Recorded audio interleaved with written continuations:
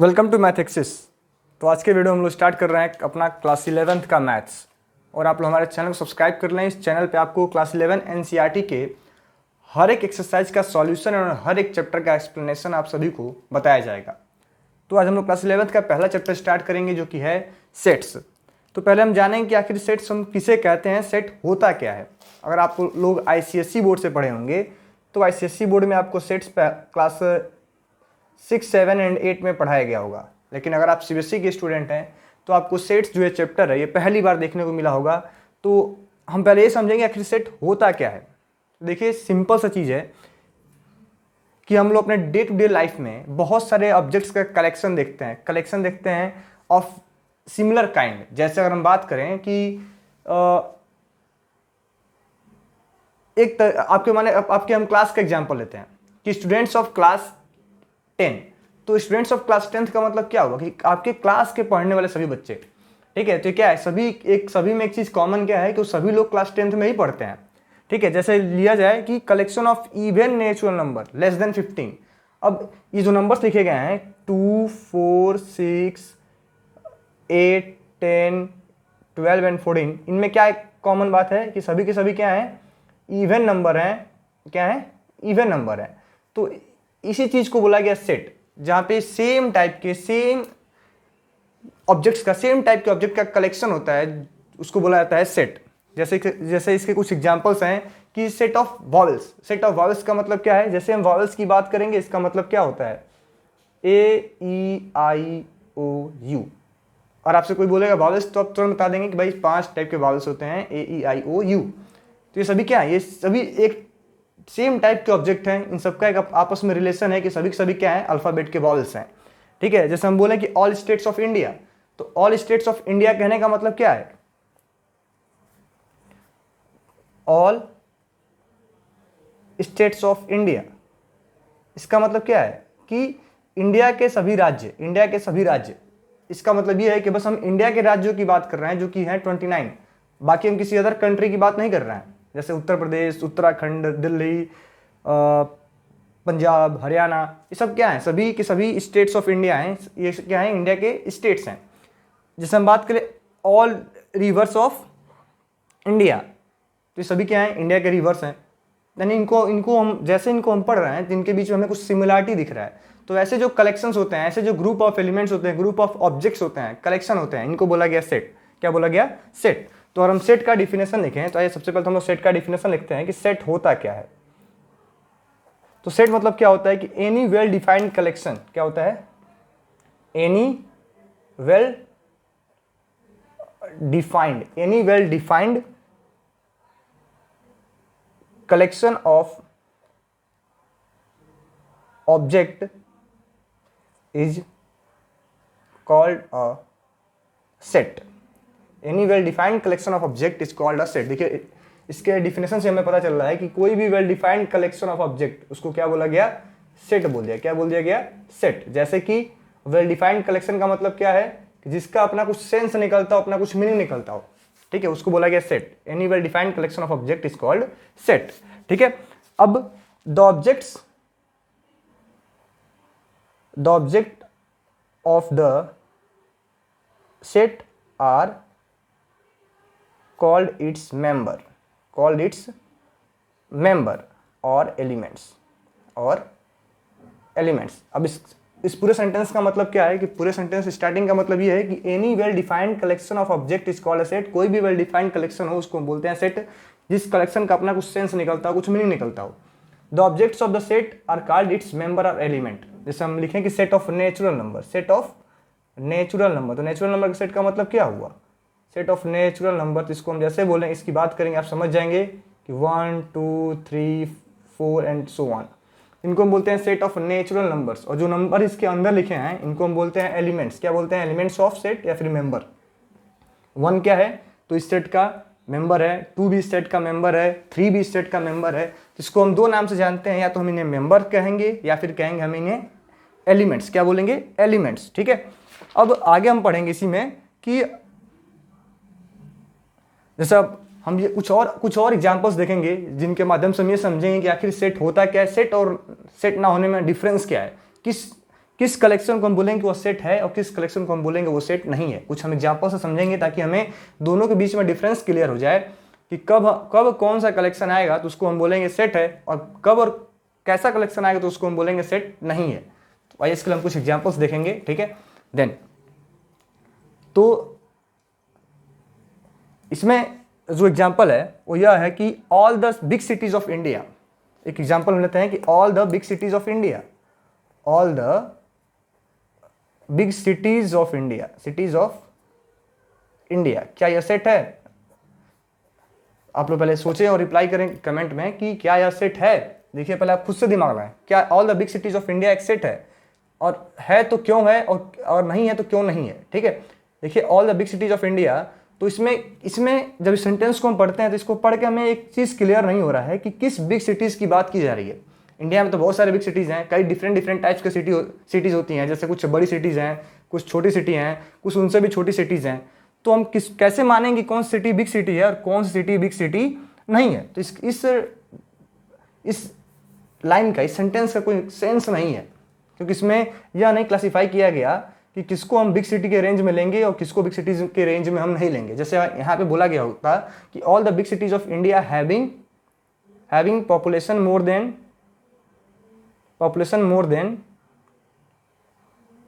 1 या फिर more than 50 lakh.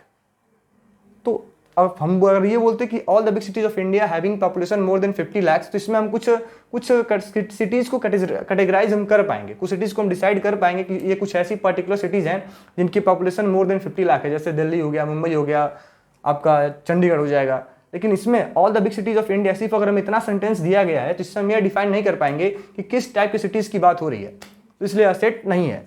जैसे एक और एग्जाम्पल लिखते हैं, अब all the beautiful girl of India, all the beautiful girl of India क्या है कि all the beautiful girls of India. अब देखिए यहां भी क्या है कि all the beautiful girls of India का मतलब क्या है, कोई इसका सेंस नहीं निकलता। हम किस लड़की को कहेंगे वो लड़की अच्छी है, किसको नहीं कहेंगे वो लड़की अच्छी नहीं है, कोई इसका क्राइटेरिया फिक्स नहीं ना है कि कौन अच्छा दिख रहा है कौन अच्छा नहीं दिख रहा है। तो इसका भी कोई अपना एक सेंस नहीं है, मतलब ये भी क्या है, ये भी एक सेट नहीं है, ठीक है, एक सेट नहीं है, ठीक है। तो इस टाइप के जो होते हैं, जैसे बोला गया है कि 5 most renowned scientist of the world, तो 5 मोस्ट किसको आप बोलेंगे कि यह वर्ल्ड के सबसे टॉप क्वालिटी के साइंटिस्ट हैं। तो यह कुछ इनका कहने का मतलब क्या है कि इनको पढ़ के हमें कुछ इनका सेंस नहीं निकल रहा है, इसलिए हम कहते हैं कि सेट नहीं है, ठीक है। तो अब देखिए होता क्या है, अब अगर हम एक सेट का एग्जाम्पल लें, माने हमें एक सेट दिया है, set of even natural numbers less than 100, set of even natural number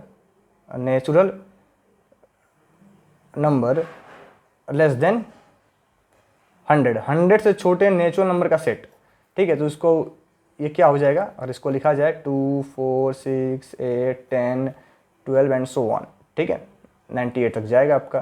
तो देखिए इसमें हमें दो चीज़ें सीखना है, एक होता है टर्म्स बिलोंग्स टू, इसको हम बोलते हैं सिंबल है किसका, बिलोंग्स टू, और एक सिंबल होता है डज नॉट बिलोंग्स टू, ठीक है। ये दो सिंबल्स हैं। तो और हम बोलेंगे कि सेट ई में 2 बिलोंग कर रहा है, तो इसको हम ऐसे लिखेंगे सेट की 2 belongs to set E, 2 belongs to set E. अब हम आपसे ये बोल रहे हैं क्या 13 इसमें है, तो हम क्या लिखेंगे 13 does not belongs to set E. तो इसका मतलब होता है, इस सिंबल का मतलब बिलोंग्स टू, मतलब कि सेट के अंदर है, और इसका मतलब होता है नॉट बिलोंग्स टू, मतलब वो सेट के अंदर नहीं है, ठीक है। तो इस तरीके से हम समझ सकते हैं कि ये दो सिंबल्स हैं। इस पे भी क्वेश्चन आपको एक्सरसाइज 1.1 में देखने को मिलेगा, जहाँ पे आपसे पहला पूछा गया होगा बिलोंग्स टू, दूसरा पूछा गया होगा कौन सा बिलोंग नहीं कर रहा है। तो इसको आप जान लें ताकि जब आप क्वेश्चन सॉल्व करें तो आपको सॉल्व करने में कोई प्रॉब्लम ना हो। तो ये होता है बिलोंग का सिंबल, कैसे होता है ऐसे, अगर सेट के अंदर एलिमेंट है तो यहाँ पर हम लगाएंगे बिलोंग्स, और एलिमेंट नहीं है मतलब हम लगाएंगे कि बिलोंग नहीं कर रहा है, ठीक है। देन आगे हम जानेंगे रिप्रेजेंटेशन ऑफ सेट। तो सेट को हम 3 तरीके से रिप्रेजेंट कर सकते हैं, कोई भी सेट हो उसको हम 3 तरीके से रिप्रेजेंट कर पाएंगे। पहला तरीका होता है रोस्टर, क्या होता है,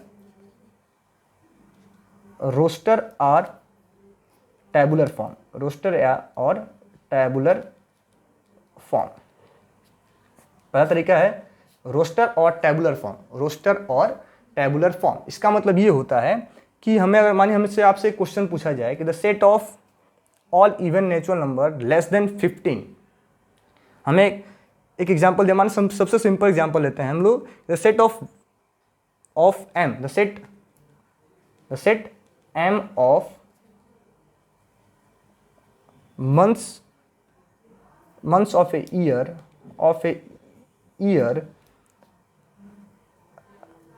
having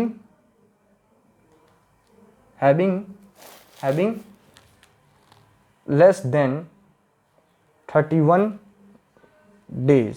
ठीक है, ये क्या बोला गया कि set of months of year having less than 31 days, यानी ऐसे हमें सेट एम हमें बनाना है जिसमें हमें ऐसे मंथ को लिखना है जिनमें 31 डेज से कम दिन होते हैं। जैसे पहला आ जाएगा आपका फरवरी, फिर आ गया आपका अप्रैल, फिर आ गया जून, फिर आ गया सितंबर, फिर आ गया नवंबर। ये सब ऐसे मंथ्स हैं जिनमें क्या है कि 31 डेज से कम दिन होते हैं। ठीक है, तो देखिए हम इसको कैसे लिख रहे हैं, हम इसको एलिमेंट्स के फॉर्म में सेपरेट करके लिख रहे हैं। इस टाइप के रिप्रेजेंटेशन को हम कहते हैं रोस्टर फॉर्म या फिर टेबुलर फॉर्म। जैसे कि एक और एग्जांपल हम ले लेते हैं कि द सेट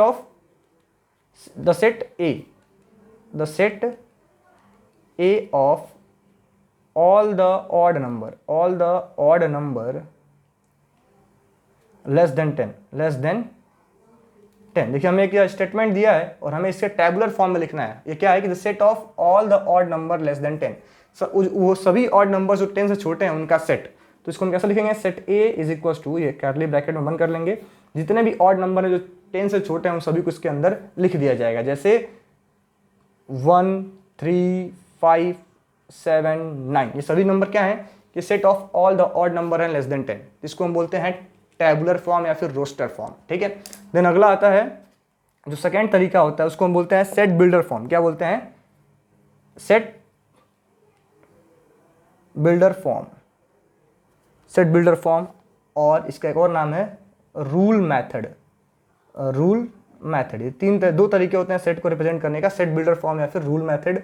ठीक है, सेट बिल्डर फॉर्म और रूल मेथड। ठीक है, तो इसमें हम क्या करेंगे कि इसमें हमें बस कुछ नहीं करना होता है, जो नंबर्स दिए गए इनको हमें, जैसे इसी को हम समझेंगे कि हमें क्या दे रखा है कि ये जो है the set of all the odd numbers less than 10, ये हमें लिखा है, सेट ए हमें दिया है the set of all the odd number less than 10। अभी इसको हमने रोस्टर फॉर्म में लिखा है, अब इसी को हम लिखेंगे सेट बिल्डर फॉर्म में। तो कैसे लिखेंगे, set A x is such that x, क्या इसको पढ़ते हैं, x is such that x is an odd number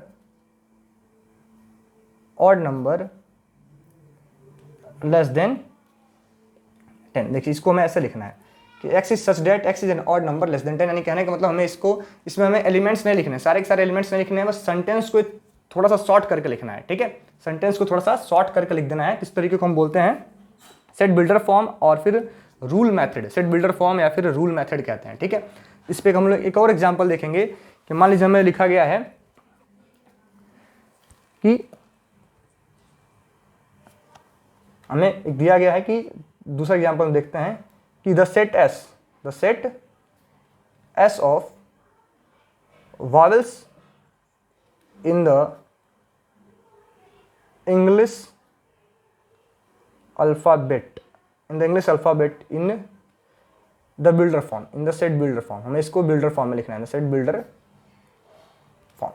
अब देखिए the set s of vowels in the English alphabet। अब vowels in the English alphabet कौन कौन से होते हैं, तो अगर हम इसको रोस्टर फॉर्म में लिखें तो कैसे लिखेंगे, set s कैसे है, तो ये है a, e, i, o and u, ये 5 vowels होते हैं। और ये a, e, i, o, u क्या होते हैं, ये इस सेट के एलिमेंट हैं। क्या है, इस सेट के एलिमेंट अभी हम लोग पढ़े हैं, इनको हम एलिमेंट्स कहते हैं या फिर कहते हैं मेंबर्स। तो आपको याद रखना है। तो इस तो हो गया आपका रोस्टर फॉर्म, ये क्या हो गया, रोस्टर फॉर्म। लेकिन हमें किस में लिखना है, हमें लिखना है इसको सेट बिल्डर फॉर्म में। सेट बिल्डर फॉर्म में इसको कैसे लिखेंगे, s is equal to x is such that x is a vowel of English alphabet. तो इस तरीके से हम इसको सेट बिल्डर फॉर्म में लिखेंगे। ठीक है, तो आशा करते हैं इंट्रोडक्शन वीडियो आपको अच्छा लगा होगा। नेक्स्ट वीडियो में हम लोग एक्सरसाइज 1.1 के सॉल्यूशन को देखेंगे। Thank you.